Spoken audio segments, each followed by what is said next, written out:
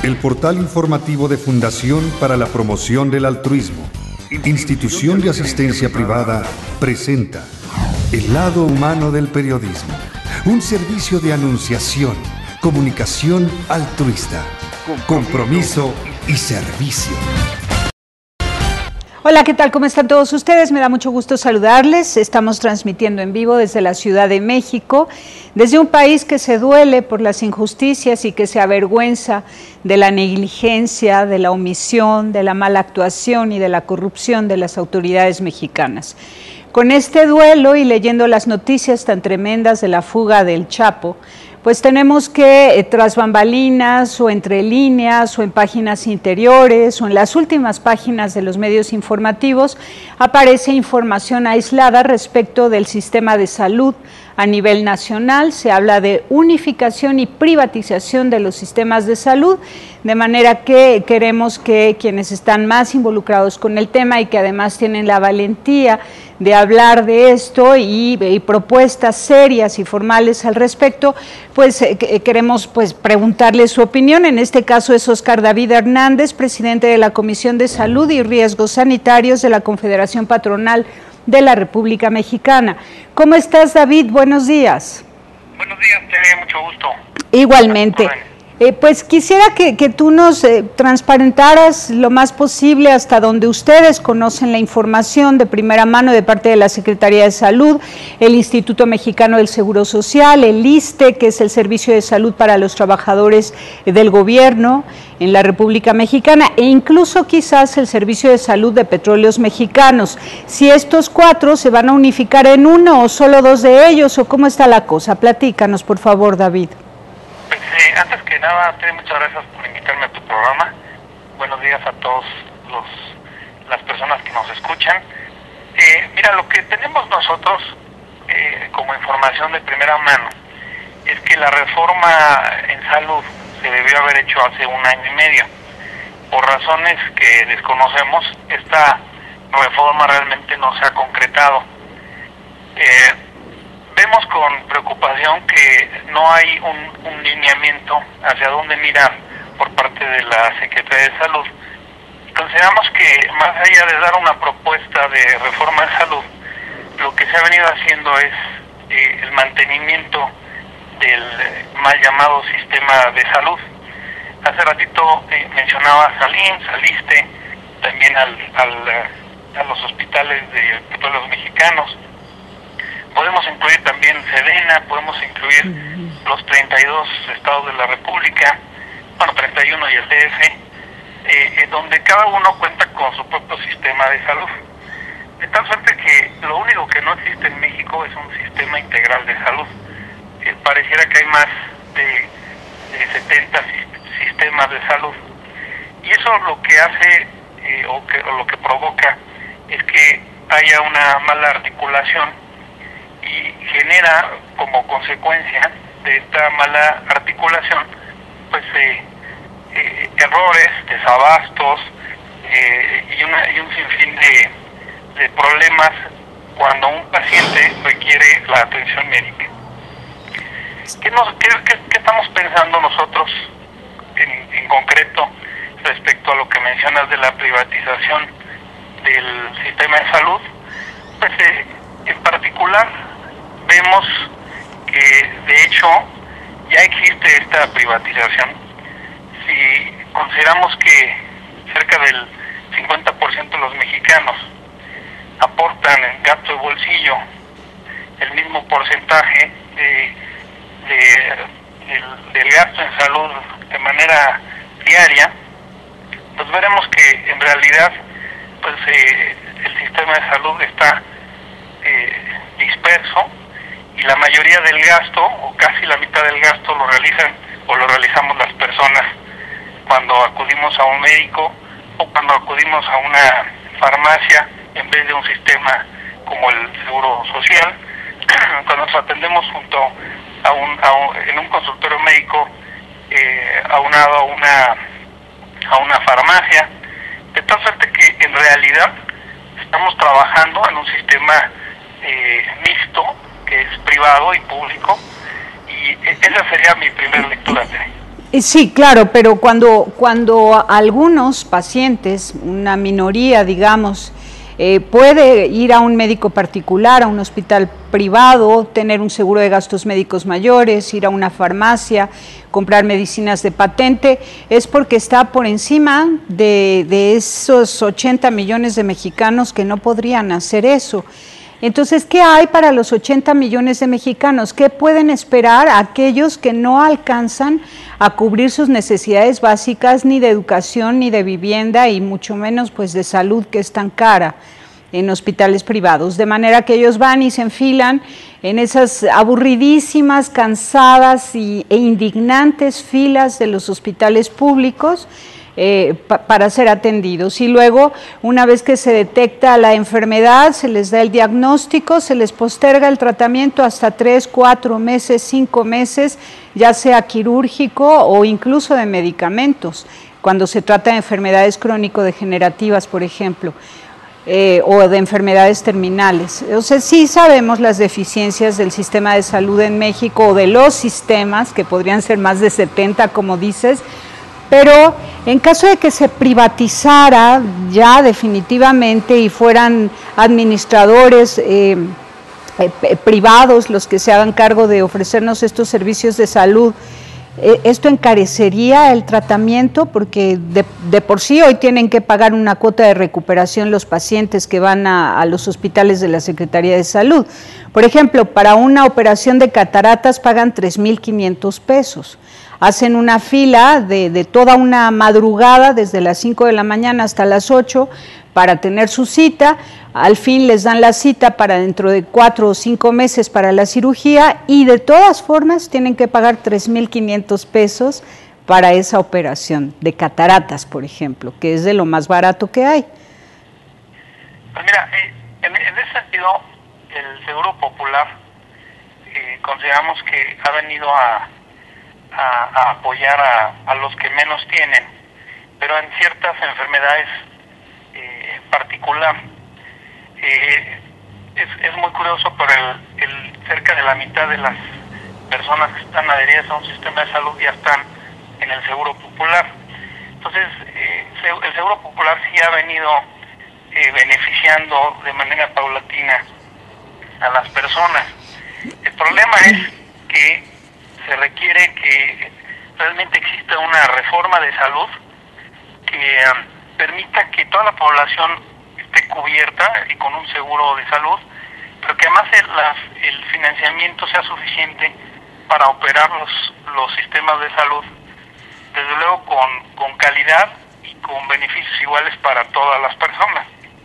Ahora, yo quisiera preguntarte algo de verdad muy significativo para nosotros, por el cariño, la admiración y el respeto que sentimos por el Grupo por un País Mejor.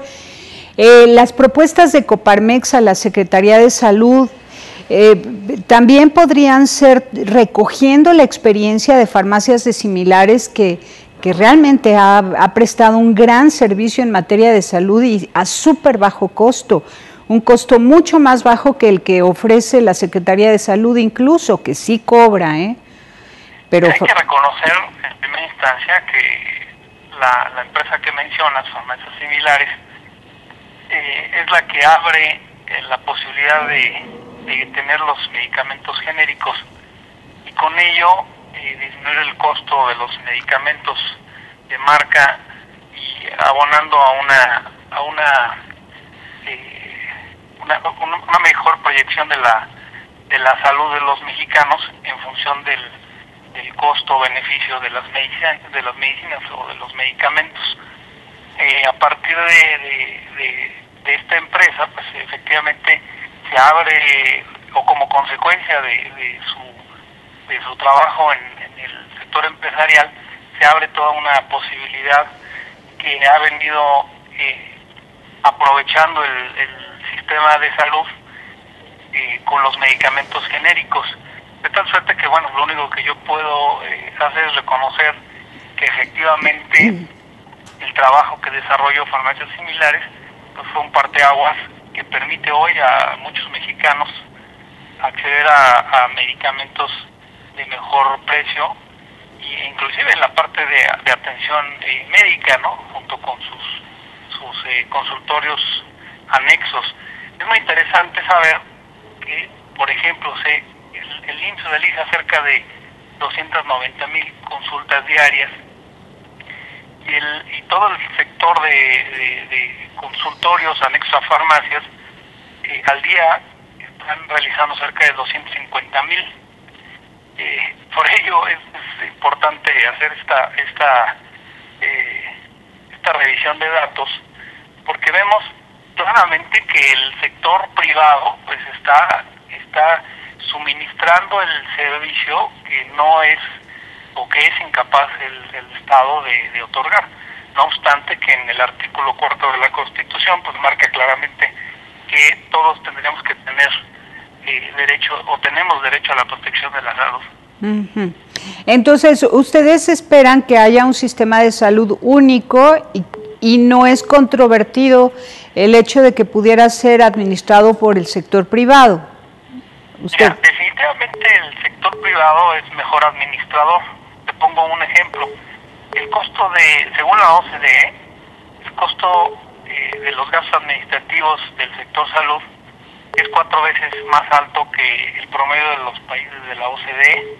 Es decir, en México estamos en cerca del 12% en costos administrativos, cuando el costo en los países de la OCDE es del 4%. Entonces, ahí, con esta cifra nos demuestra que es muy mal administrador el Estado para el tratamiento de la salud en México. Pero hay también otros datos importantes que tendríamos que considerar. Existe, de hecho, los acuerdos públicos privados, los APP, donde se busca que los hospitales sean administrados por particulares y el gobierno paga una cantidad porque el particular pues en los servicios este proceso ya existe. Aquí el riesgo que vemos por parte de los empresarios es que efectivamente el gobierno asuma su responsabilidad y cumpla con los pagos de manera oportuna.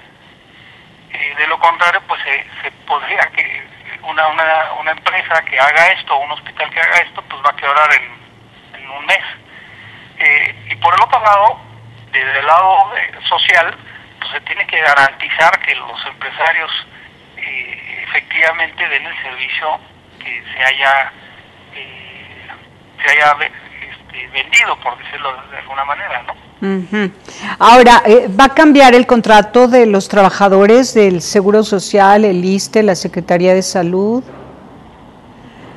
Mira, en ese tema la verdad lo desconozco, para ser sincero, pero lo que vemos es que a nivel mundial y en México, pues todos los sindicatos están en una constante modificación, una transformación. Lo que pasó y lo que está pasando, por ejemplo, en el sindicato de Pemex, pues es una evidencia de eso. Si bien es cierto, tienen muchos privilegios, cada vez tendrán menos o se les irán acotando, no por la posibilidad de dárselos o no, sino que ya hay una imposibilidad de ejercer un presupuesto mayor. Yo considero que ese tipo de situación se vendrá presentando con los distintos sindicatos de los hospitales y las secretarías de los estados. Uh-huh. A ver, danos un ejemplo. ¿Cómo tendríamos que imaginarnos los servicios de salud en manos de los particulares? Por ejemplo, háblame del Hospital General que está en la Colonia Doctores. ¿Lo administrarían hospitales, empresas hospitalarias particulares? ¿O cómo sería? ¿Cómo debe el usuario imaginar esta situación? Mira, lo que se debe de determinar es qué tipo de hospitales, o sea, cuál es el funcionamiento principal, qué tipo de enfermedad está atendiendo, cuántas camas tiene, qué personal tiene. Y en función de eso, pues lo que se busca es que haya una empresa que haga una inversión importante y administre los recursos. Pero en particular para los acuerdos público-privado, el objetivo es crear nuevos hospitales. Y en base a estos nuevos hospitales es que este modelo surja como una opción. En hospitales que actualmente están operando ya el gobierno, la realidad es que no hay mucha evidencia o muchos datos que nos muestren si fuera más eficiente o menos eficiente. Lo que nosotros estamos pensando es que si se diera esta opción sería con hospitales nuevos. Mira, en este sentido te quiero comentar que Coparmex está haciendo un foro que se llama Salud México 2030. ¿Por qué 2030? Pensamos que si hoy le decimos a la Secretaría de Salud o a la Secretaría de Salud o al Consejo de Salubridad, estás mal en esto, hay que cambiar en esto, hay que modificar, hay que poner atención en esto, lo único que vamos a crear es una coyuntura y no vamos a generar valor que permita transformar nuestro sistema de salud. De tal suerte que Coparmex pensó que es más importante es visualizar qué queremos como sistema de salud para el 2030. Esto puede incluir los acuerdos público-privados para las inversiones y otro tipo de proyectos. ¿Qué tipo de salud queremos para el 2030? Pero desde un punto de vista en función del paciente, no en función de la enfermedad, que es un tema importantísimo para Coparmex y creemos que es el talón de Aquiles del actual sistema de salud, que si bien es cierto ha funcionado de manera suficiente, no es lo ideal para que los seres humanos seamos tratados con dignidad como lo hemos buscado de manera constante en Coparmex.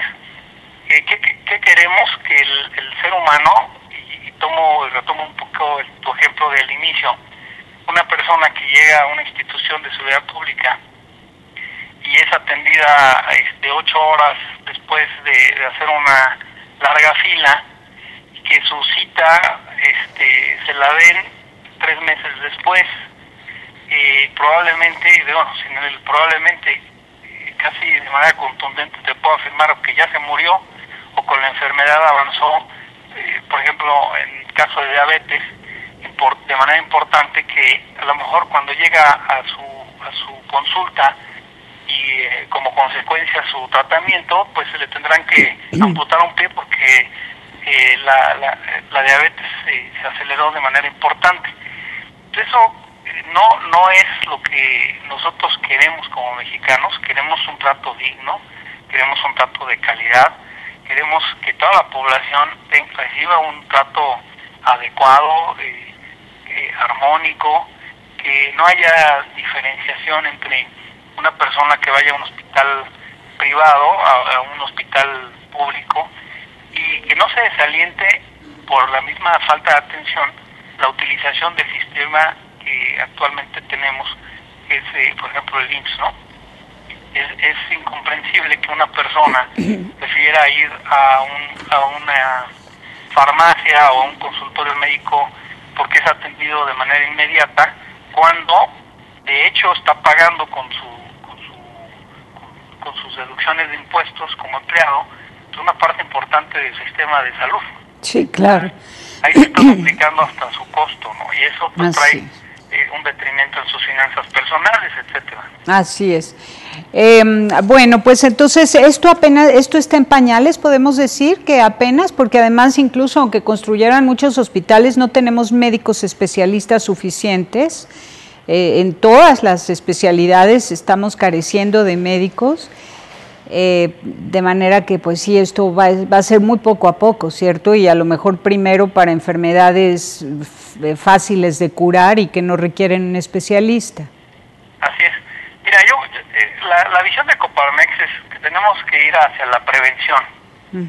No ganamos nada como país estando o queriendo apagar fuegos de distintas enfermedades crónicas degenerativas que, si bien se tienen que atender, tenemos que pensar ¿Qué acciones debe tomar la sociedad mexicana para que no lleguemos a enfermedades catastróficas como lo que hemos estado viviendo? Bueno, hay unas que son genéticas o congénitas y estas hay que atenderlas. Siempre, siempre, sea público o privado el Sistema Nacional de Salud, hay que atenderlas.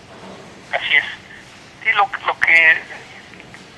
que yo quiero expresarte es que hay que ir sobre un tema de que la salud es parte del individuo, no es una consecuencia de un tratamiento, sino debemos de aprender a vivir de manera saludable y con salud y realizar tareas y trabajos en función de la prevención, el anticiparse a cualquier enfermedad en función de los mismos patrones que acabas de comentar, como los genéticos, por ejemplo. Bueno, pues entonces seguiremos platicando porque esto va a ser muy paulatino, no va a haber sorpresas, o sí va a haber. ¿Tú qué dices? ¿Va a haber sorpresas de inmediato de cambio de contrato colectivo e individual de un día para otro? ¿Va a haber despidos masivos del personal de salud? ¿Qué es lo que podemos esperar como cosa fea y qué es lo que podemos esperar como cosa buena? Mira, de estas consideraciones no creo que se vayan a realizar ninguna de las dos. Yo considero que el trabajo que se debe desarrollar en el sistema de salud es tan amplio que sería prácticamente imposible que se haga una reforma en salud en el corto plazo. Lo que nosotros estamos haciendo en Coparmex es que el 15 de octubre y el 16 de octubre vamos a tener el foro Salud México 2030.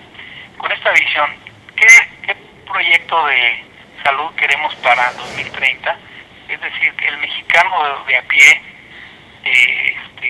que junta su dinero para agarrar un transporte público, para comer y realizar sus comidas cerca de su trabajo, que vive menos que al día, ¿qué tipo de atención médica queremos para el 2030? Eso lo vamos a ver en el foro que te comento, que es el 15 y 16 de octubre, donde tendremos la participación de personalidades importantes como la propia del secretario general de la OCDE. Y lo que queremos es, al concluir este foro, tener un entregable de qué dirección tenemos que tomar en los próximos años para que en el 2030 tengamos la salud que corresponde a la dignidad de las personas. Muy bien, en 15 años. Muy bien, pues te agradezco muchísimo, Óscar David Hernández, presidente de la Comisión de Salud y Riesgos Sanitarios de la Coparmex. Un abrazo muy fuerte y seguimos platicando. Te haremos también una entrevista para el periódico Somos Hermanos y ya con mucho más detalle y todos estos datos que hay que revisar para poder probar que los mexicanos estamos haciendo uso casi a la par de los servicios médicos privados como de los servicios de salud pública. Entonces, si se prueba que sí podemos pagar nuestros servicios de salud, pues entonces, de todas formas, los servicios públicos cobran, te digo que por una catarata en un ojo, cobran 3,500 pesos. Espero que si este servicio se privatizara, no fuera más de 3,500 pesos. Bueno. Ahí lo que hay que seguir buscando es que esté incluido en las enfermedades catastróficas del Seguro Popular para que esto no aplique. Entonces hay que incidir, no para que quiten enfermedades catastróficas como las cataratas, por el contrario, que incluyan otras más. Muy bien, muchísimas gracias. Gracias, de mucho gusto. Hasta luego, buen día. Bueno, pues vamos a un corte y volvemos.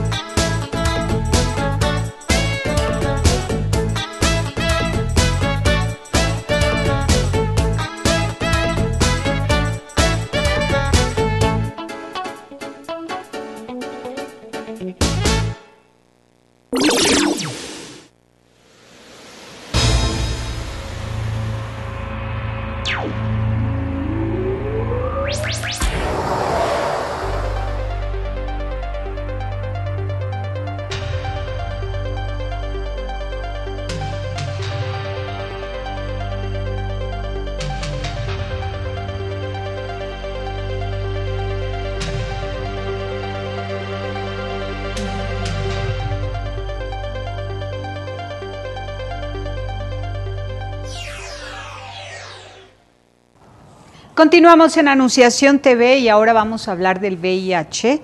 Está con nosotros Pedro Pérez Cárdenas, presidente del Comité Independiente Antisida desde España y en México, ya por varios meses recorriendo la República Mexicana para dar conferencias preventivas a fin de evitar el contagio del SIDA. ¿Cómo estás, Pedro?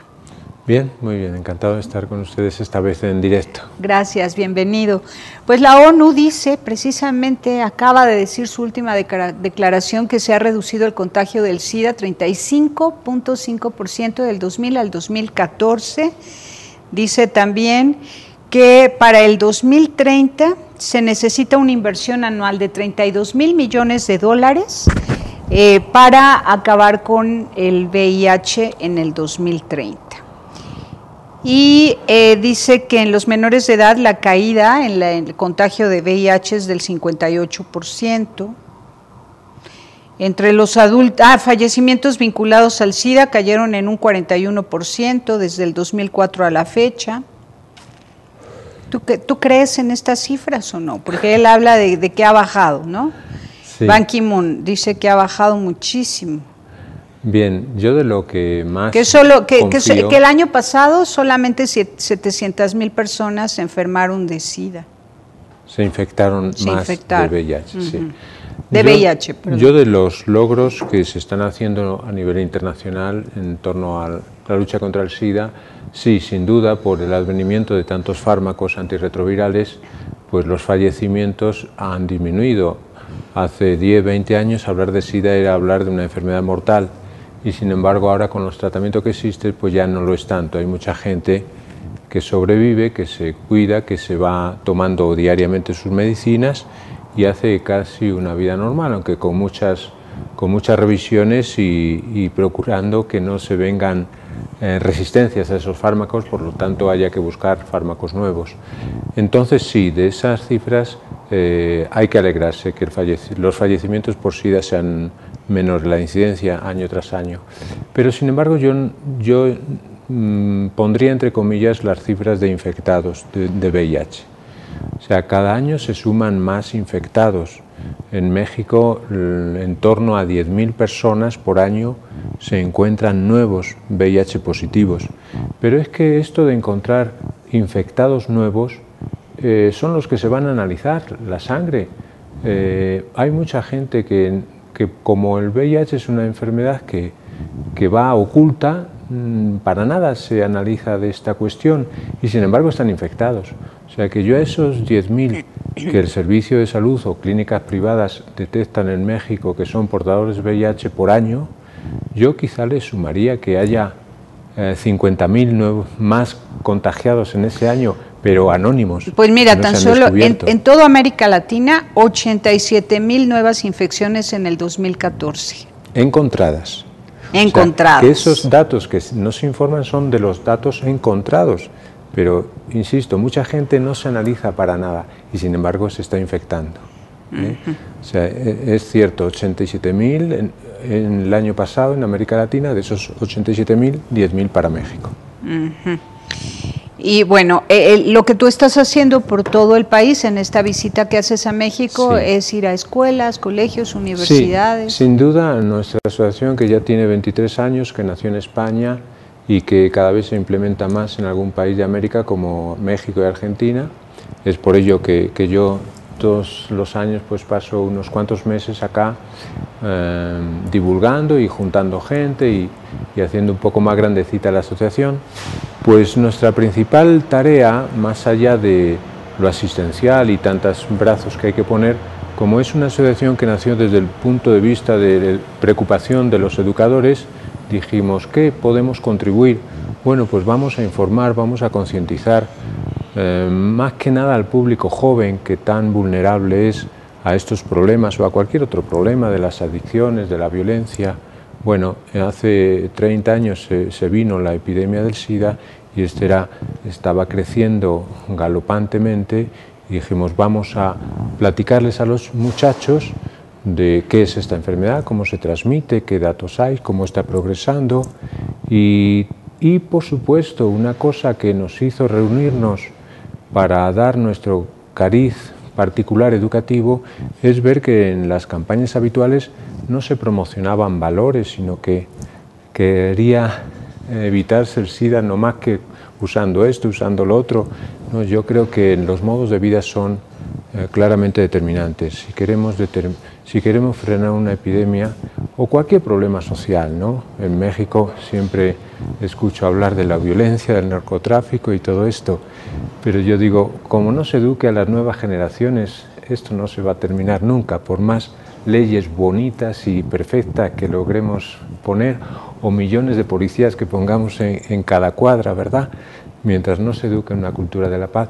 Bueno, pues a los jóvenes está claro que las enfermedades de transmisión sexual, porque no solo es el SIDA, sino que podríamos hablar de unas cuantas más, los embarazos de adolescentes, las madres solteras, todos estos problemas que se implementan, la raíz primitiva y que no está bien es que una aula de hedonismo nos envuelve y los jóvenes se inician y tienen una promiscuidad sexual que no es lo que ocurría pues hace 20 o 40 años. Ahora me da gusto, a propósito de esto que dices, me da muchísimo gusto escuchar los nuevos spots que hace la CONAPO en México, que hace un año eran nefastos, trataban a los muchachos por sus expresiones como una bola de masa con ganas de estar todo el tiempo revolcándose, ¿no? Eran nefastos, de verdad, una falta de respeto a la dignidad de los jóvenes que eran concebidos ya socialmente como personas sedientas de sexo.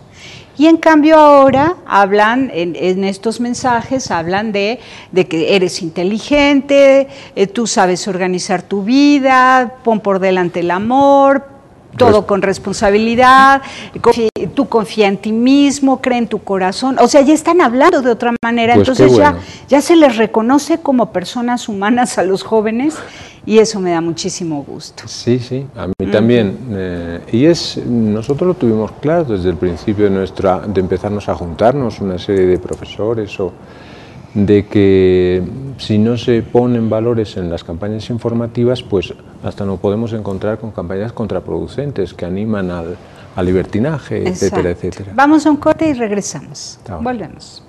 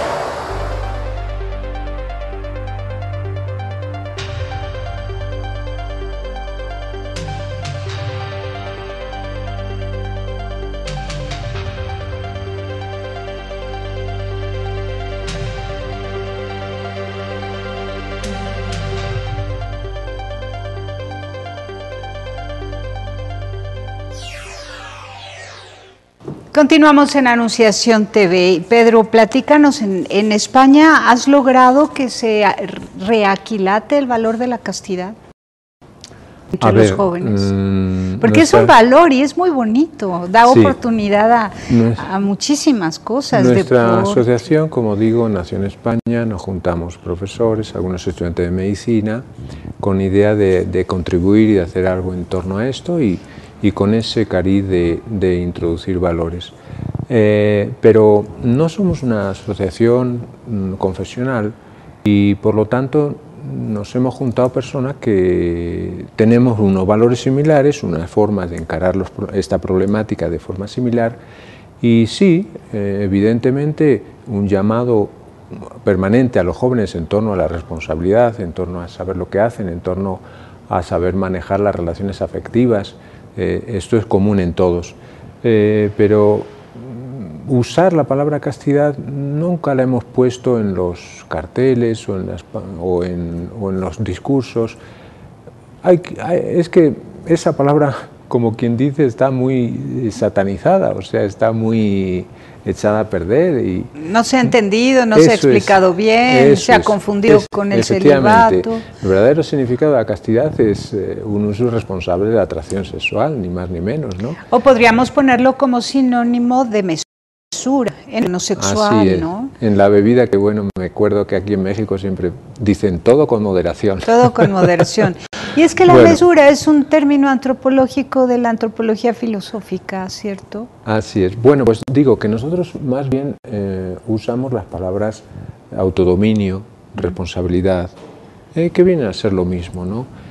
Si las relaciones afectivas, las relaciones sexuales no están adornadas de todo a su tiempo, pues estamos fallando y como digo, pues no solo se vienen los problemas de las enfermedades de transmisión sexual, sino esto que es bien preocupante, las madres adolescentes, los niños que nacen fuera de nido, como digo yo, semi-huérfanos, que padres no se hacen responsables. Este es un problema bien grave para México y otros países, ¿no?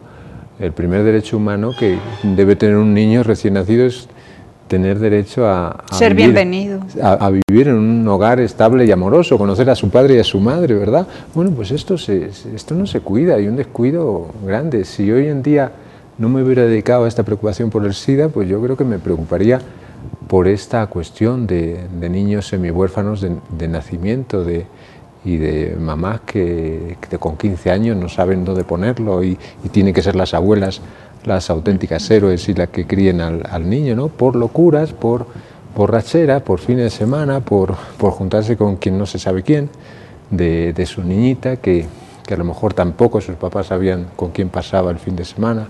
Bueno, esa es una problemática, como digo, pero que están bien unidas a estas otras de las enfermedades de transmisión sexual. Hablamos del SIDA, y el virus del papiloma, y el herpes genital, y la clamidia, y tantas otras enfermedades de transmisión sexual que en México no se hace mucha estadística, pero en Estados Unidos se detectan por año 50 millones de casos de enfermedades de transmisión sexual. Muchas de ellas cursan desconocidas durante un tiempo y después dan la cara, pero produce lo que produce, muchos costes sanitarios, por ejemplo. O sea, estaba escuchando la entrevista anterior y en muchos países crecen los gastos sanitarios de forma terrible y parece que el Estado no puede sostener tanta carga, ¿verdad? Bueno, si le pusiéramos más fichas en torno a la educación, me parece que mucha gente se cuidaría, como nos cuidamos con el tabaquismo, para no adquirir enfermedades pulmonares, ¿no? Cosas de ese tipo, pues las personas pensaríamos más en nuestra salud y seríamos más responsables, ¿no? Pienso yo. Bueno, entonces, ¿ustedes proponen a las autoridades en España campañas, textos, guiones, spots? Sí, lo malo es que no tenemos mucho éxito. Ellos siguen empecinados en una forma que quizá vienen de la ONU, todas las directrices de agencias internacionales, de los poderosos, que dicen a cada estado lo que tiene que hacer en esta materia y en la otra, y uno resulta que dices, pues este estado es independiente, no sé, quizá en su himno nacional lo gritan, pero después los gobiernos, los presidentes son muy obedientes a las directrices de las agencias internacionales. Nosotros somos una pequeña asociación, pero no dejamos de hacernos presente, de tratar de llegar a la máxima personas posibles, cara a cara, con estas charlas, muchas que damos en colegios o universidades, en las que informamos, respondemos a preguntas, inquietudes, etcétera, etcétera. Y bien, no sé en qué medida profundizamos, pero qué más quisiéramos nosotros que el Ministerio de Salud, de Sanidad de España, pues hiciera suyo consejos o carteles, folletos que nosotros hemos editado y que creo que son bien válidos. No estamos teniendo eso, lo reconozco. En México, qué bueno que me haya dicho que esta asociación CONAPO ya esté cambiando a un talante en otros países. El Salvador se hizo, nos consultaron. Acá una diputada federal nos consultó porque quería hacer una modificación a la ley de salud, no lo logró. Bueno, no, hoy por hoy son contados los países, en África hay algunos, que están implementando campañas valóricas, campañas de concientización. Y son países donde se demuestra que el éxito es más claro de la reducción de contagios de VIH. Claro, y de embarazos en adolescentes, por supuesto. Así Cuando es. los jóvenes son tratados como lo que son, personas razonables, con capacidad de elegir lo mejor para su vida, por supuesto que se reducen la promiscuidad, relaciones sexuales imprudentes, inoportunas, ¿no? No hablamos de bondad o maldad en el acto sexual, sino que hablamos de que es conveniente o no, depende con quién y a qué hora y qué día y a qué edad y qué capacidad tienes para responder a las emociones tan tremendas que provoca el acto sexual, en fin. Yo quisiera preguntarte si las jóvenes o los jóvenes tienen un poco de miedo de no alcanzar la comunión en el amor, si se rezagan o se marginan frente a ese ambiente social que los presiona. Es decir, que una jovencita diga, sí, es que si yo no me lanzo con él se va a lanzar con otra. Aunque me quiera a mí, como le urge tener relaciones sexuales, se va a ir con otra. Nos lo dices después de un corte, porque ya que visitas tantas universidades preparatorias, ellos mismos te han de expresar sus inquietudes. Sí. ¿No? Vamos a un corte y nos platicas muy bien. Esta parte. Volvemos.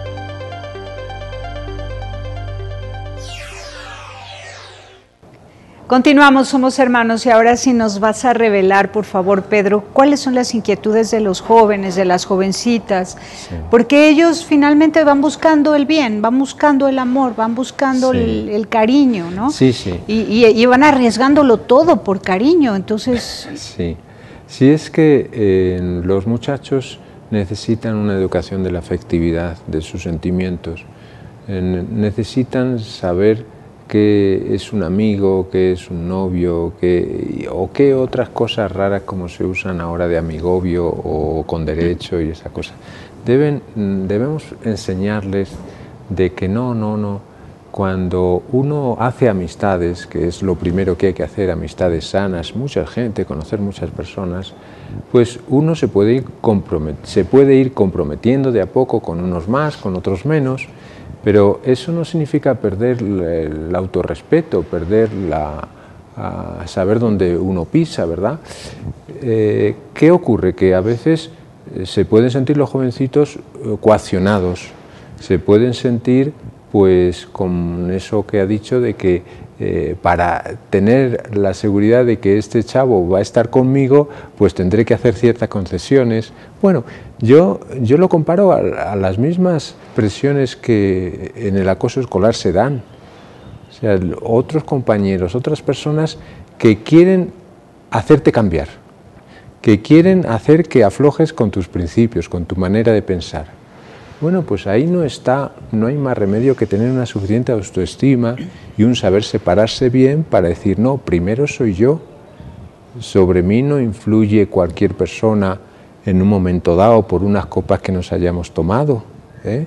Y ese caso concreto que me decía de si una chica quiere retener a su chico, pues tendrá que ceder, tendrá que pensar esa muchacha, no, si verdaderamente como el chico se va a aprender de mí es haciéndome valorar y demostrando quién soy. O sea, atrae más a porque si fuera por el muchacho. otro camino, pues resulta que lo que vas a tener es un hombre demasiado vulnerable, un hombre muy frágil, que no te sirve para nada, ¿no? Yo a las muchachas les digo, ¿quieren ustedes hacerse valorar, o sea, hacerse estimar, que los muchachos verdaderamente les ronden? Háganse respetar. La muchacha fácil es la que no les interesa, quizá para un fin de semana no más. La muchacha que se hace respetar es la más valiosa. ¿Y cómo responden a esto? ¿Cómo te refutan? Porque a lo mejor hay refutaciones, ¿no? Sí, sí, por supuesto. ¿Y qué es lo que te expresan los jóvenes? Porque te lo pregunto porque te están escuchando muchas mamás que no tienen conversación con sus hijos porque los hijos no se abren a la comunicación con ellas, y es un gran signo de interrogación. Entonces tú revélanos qué es lo que dicen los jóvenes cuando vas y les das esta propuesta. Sí. En principio, parte de ellos se ilusiona. Otros o otras, sin embargo, dicen, yo quiero olvidarme, yo quiero pasarla bien este fin de semana y no más, y no piensan más allá. Yo con frecuencia les hago pensar, a ver, piensa en el futuro, pero ¿de verdad que ese muchacho te merece?